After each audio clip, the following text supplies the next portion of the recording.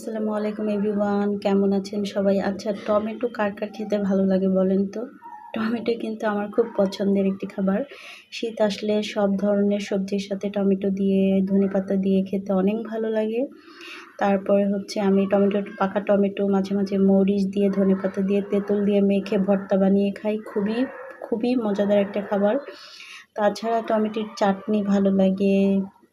Tomato দিয়ে, ডিম দিয়ে ভাজি করে রুটি দিয়ে খেতে অনেক ভালো লাগে। আর আজকে আমি বানাবো হচ্ছে টমেটো পুড়িয়ে ভর্তা বানিয়ে নেব। এভাবে কে কে খেয়েছেন অবশ্যই কমেন্ট করে জানাবেন। আগে আমি টমেটোটা এভাবে পুড়ে নিচ্ছি, তারপরে উপর থেকে খোসা ছাড়িয়ে আমি আমি রেডি করে নিয়েছি পেঁয়াজ, কাঁচামরিচ, সরিষার তেল আর এখানে লবণ অ্যাড করে নিয়েছি।